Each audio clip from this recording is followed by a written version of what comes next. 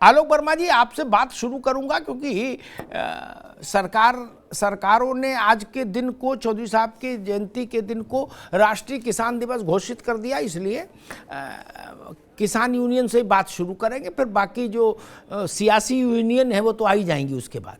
पहले किसान यूनियन से बात शुरू करें। चरण सिंह जी की जयंती पर किसान दिवस मनाया जाएगा, अच्छी बात है, और अन्नदाता बोलते ही हैं उसको, कुछ लोग प्राणदाता भी कह सकते हैं। हमारे यहाँ कई बार मैं सोचता हूं, चूंकि मैं उल्टा भी सोच लेता हूं कई बार, कि हम लोगों ने बहुत समय से स्त्री को देवी बता दिया, देवी बता दिया, उससे कह दिया अब आप अपनी जरूरत की कोई बात नहीं बोल सकती, आप देवी हैं। क्या बोले, देवी कुछ बोलती है ना, चुप रहो है, और सुबेरे 3 ही बजे नहा लो भोर में, है देवी हो। बाकी सब रजाई में पड़े हैं और देवी बता दिया, बोले देवी हो। पुरुष को भगवान क्यों नहीं बता दिया जिससे 3 बजे उसके सर पर ठंडा पानी डाले आदमी? नहीं ना, क्योंकि पुरुष को वाचालता चाहिए, बोलना है, इसलिए उसने खुद को भगवान नहीं कहा, उधर देवी बता दिया। अशोक जी, बड़ी गहरी बात है। और देवी बता के उसके मुंह पर एडहेसिव टेप चिपका दिया, बोले देवी तो बोलती नहीं। वैसे किसान को बता दिया राष्ट्रदाता, राष्ट्र क्या अन्नदाता, और जो भी जितने भी विशेषण हैं, क्या बोले चचा अब तो चुप रहो, अन्नदाता बता दिया, आपके जान लोगे। अब चचा पेट से गमछा बांध ले, पत्थर बांध ले, बिटिया को पढ़ाएं कैसे, लड़के को पढ़ाएं कैसे। आलोक जी, और हर सरकार का तुर्रा ये कि हम किसान के साथ खड़े हैं, हम धरती के पुत्र हैं, तब ये स्थिति है भैया।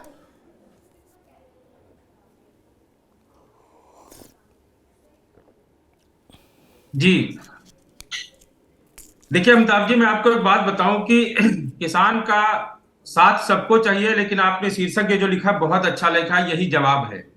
इससे किसान पर बात तो सब करना चाहते हैं, लेकिन उसका कोई भला नहीं करना चाहता है। कोई कहता है कि हम किसान सम्मान निधि दे देंगे, कोई कहता है हम डिजिटल पेमेंट कर देंगे। हम इस सरकार पे ही आते हैं, अशोक पांडे जी की सरकार है, डबल इंजन की सरकार है, लेकिन किसान की जो रेलगाड़ी है वो डबल क्या, वो तो सिंगल स्पीड से भी नहीं दौड़ी, वो वहीं की वहीं खड़ी है, धक्का उसमें लगाने पड़ रहा है। 13 महीने किसान आंदोलन चला, उसमें जो लिखित में समझौता हुआ सरकार उसको मानने को तैयार नहीं। अब अमिताभ जी बताओ हम क्या करें? हमने आंदोलन किया, 750 किसान शहीद भी हो गए, संजय अग्रवाल ने लिखत पढ़त में एक पत्र भी जारी कर दिया, लेकिन उस पर मानने को तैयार है नहीं, कहने हम भैया इस बात को मानेंगे नहीं, अब हम फिर आंदोलन करें। हमसे कहा गया जब विपक्ष में थे तो गन्ने का रेट हम 400 रुपए कुंटल कर देंगे, आज हम वही मांग कर रहे हैं तो करें नाम बड़ी महंगाई है। खाद कहां से कहां तक मिल गई, 267 रुपए वाली यूरिया 300 रुपए के ऊपर मिल रही है, वो भी साथ में करें 5 किलो जिंक लेना बहुत अनिवार्य है। नहरों में पानी आ नहीं रहा, बिजली के बिल बढ़े जा रहे हैं।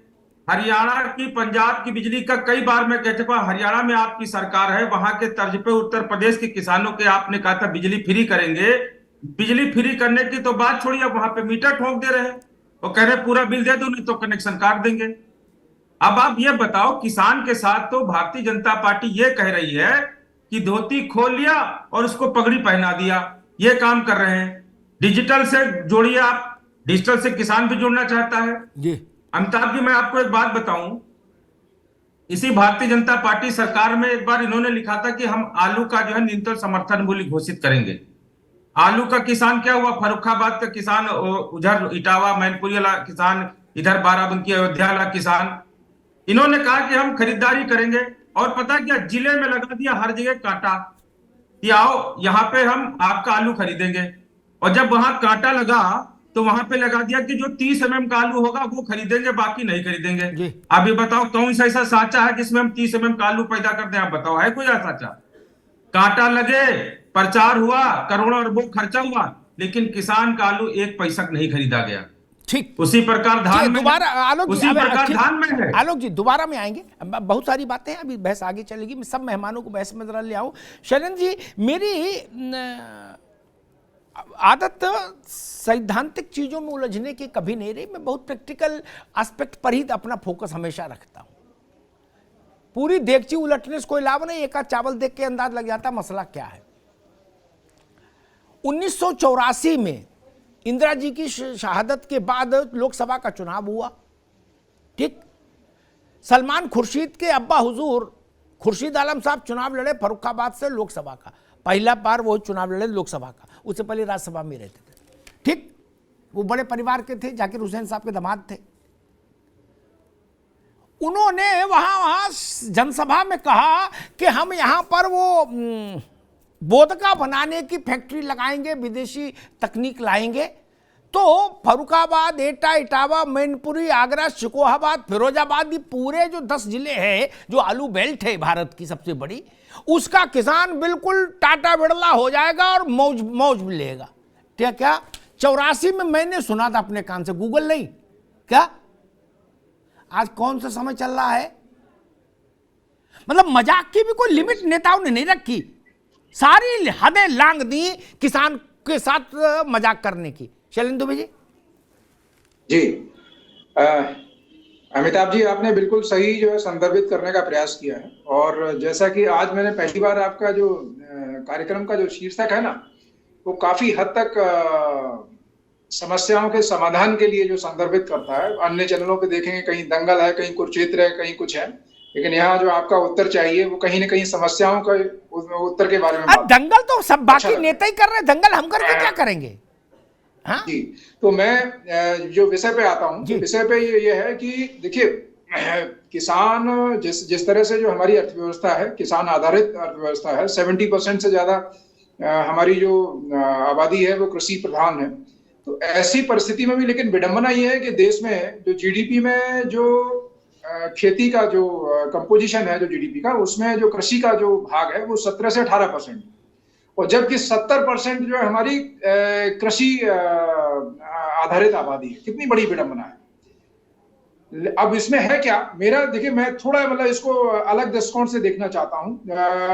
ठीक है, ये जो प्रेजेंट जो गवर्नमेंट है उसने काफी हद तक मैं ये कहूंगा कुछ अच्छे मूव्स लिए हैं, चाहे वो शुरुआत में आपके किसानों को चाहे बीज उपलब्ध जी तमाम उपलब्ध कराना हो, या फिर जो है फर्टिलाइजर्स की चीजें हो। आप ये एक्सपेक्ट करें कि ओवर दी नाइट एकदम जो है ड्रामेटिक वो हो जाएगा, तो वो तो संभव नहीं है, उसमें समय लगेगा। लेकिन हाँ, ये बिल्कुल विडंबना है अभी भी ये बनी हुई है कि 2022 आ गया और 84 से जैसे जिस आपने क्षेत्र का जिक्र किया था, आलू प्रधान वो जो क्षेत्र है, और अभी तक जो फैक्ट्री नहीं लग पाई, जबकि अन्य अलग अलग क्षेत्रों में जो है तमाम इस तरह के संसाधन उपलब्ध हुए और वहां संयंत्र जो स्थापित किए गए। तो कहीं ना कहीं ये बिल्कुल लोगों को अब इसमें विचार करने की आवश्यकता है कि कोई भी राजनीतिक दल, चाहे वो मतलब XYZ कोई भी हो, और अगर वो किसी भी तरह का आपके बीच वायदा करता है, प्रॉमिसिंग करता है, और अगर वो उस चुनाव परिणाम आने के बाद और अगली बार जब बारी आती है तब किसी भी तरह का एक्सक्यूज देता है, तो आपको उसको जरूर अकाउंटेबल करना चाहिए। ठीक शैलेंद्र भाई, मसला इतना सरल कहाँ जितना आपने बता दिया। आदमी लड़ा हरदोई से, बड़े बड़े वादे करके, अगली बार शाहजहांपुर चला गया, उखाड़ लो, और शाहजहांपुर में ज्ञान दे दिया, उसके बाद चला गया कहां, अंबेडकर नगर, बाबा जी का ठुल्लू पकड़ लो, क्या करोगे। तू डाल में पात में आज मैं 35 साल से यही देख कर रहा हूं पत्रकारिता में भाई साहब, मैं 1000 उदाहरण दे दूं झूठ के, बड़े बड़े नेताओं के, छोटों को तो छोड़ो।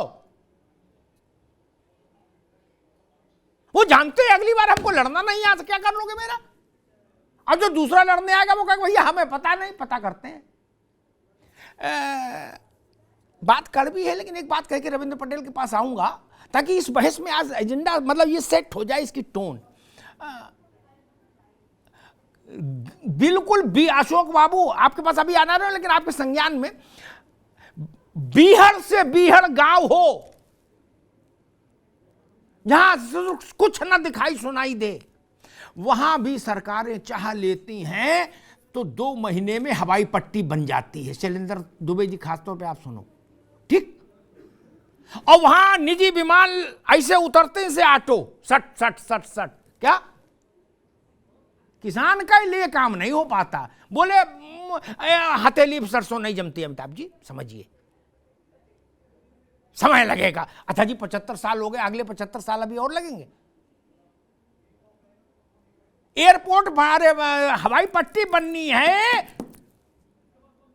तो कोशिश होती है कि नेताजी की छत पर उतरे शत्रु जहाज।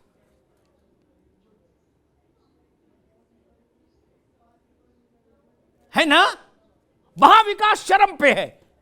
किसान के लिए पूछो तो कहते भाई अब इतनी जल्दी नहीं हो सकता, समय लगेगा, सब चिंतन में है चीजें। 75 साल चिंतन ना भाई, देश इतना गंभीर चिंतन नहीं झेल सकता ना। जो करना है तत्काल करिए। रविंद्र सिंह पटेल, आपकी पार्टी का सबसे बड़ा जो वो है, मैं कहूं पितृपुरुष चौधरी चरण सिंह, वो किसानों की सबसे बड़ी राजनीतिक आवाज थे। क्या किसानों की आवाज बहुत लोग हुए, लेकिन सियासी आवाज चरण सिंह थे।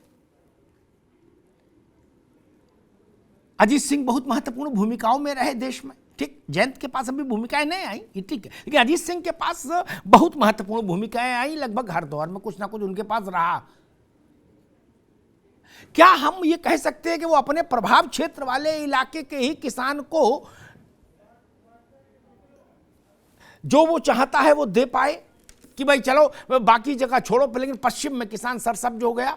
रविंद्र सिंह पटेल, और कितनी राजनीतिक ताकत दे किसान? प्रधानमंत्री तक तो बने चौधरी साहब, भले थोड़े समय चले, लेकिन नेता बड़े तो बहुत लंबे समय तक रहे। उनके टेलीफोन में करंट तो बहुत लंबे समय तक रहा। अब क्या किसान अमेरिका का राष्ट्रपति बना दे तब कुछ करोगे? सर मैं बताऊं, चौधरी चरण सिंह जी 1967 में कांग्रेस से अलग हुए, पहली बार उत्तर प्रदेश के मुख्यमंत्री बने, फिर 1969 में दोबारा मुख्यमंत्री बने, और 1977 में वो देश की राजनीति में आए। और 1977 में देश की राजनीति में आने के बाद वो जब वित्त मंत्री थे, उन्होंने पहली बार नाबार्ड बैंक, भारतीय ग्रामीण विकास मंत्रालय की स्थापना की ग्रामीण किसानों के लिए। और उससे पहले क्या देश नहीं था, क्या सरकारें नहीं थी, लेकिन चौधरी चरण सिंह की सोच थी देश के किसानों के प्रति, इसलिए उन्होंने ग्रामीण विकास मंत्रालय की स्थापना की। और अपने वित्त मंत्री रहते, उप प्रधानमंत्री रहते, प्रधानमंत्री रहते, उन्होंने तमाम कानून बनाए जिनसे किसानों की वो आवाज बने। बाद के दिनों में चौधरी अजीत सिंह जी जब भारत सरकार के उद्योग मंत्री रहे तो भी उन्होंने गन्ना मिलों की स्थापना की, जो दूरी 25 किलोमीटर थी उसको कम करा के 15 किलोमीटर किया। जहां तक आपने कहा कि आवाज बनने और बनाने की, देखिए राजनीति में जिसको पीछे जनता खड़ी है, जिसको ताकत देती है, उससे वो काम लेती है। बाद के दिनों में अगर आप देखें तो राजनीतिक एजेंडे से किसान की आवाज ही मध्यम पड़ गई।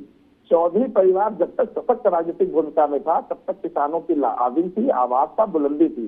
आज क्या है, आज जब काम राम और रहीम पे चल जा रहा है, भगवा और रंग पे चल जा रहा है, हिंदू और मुस्लिम पे चल जा रहा है, तो किसानों की बात करेगा क्यों, और क्यों कोई करेगा? ठीक।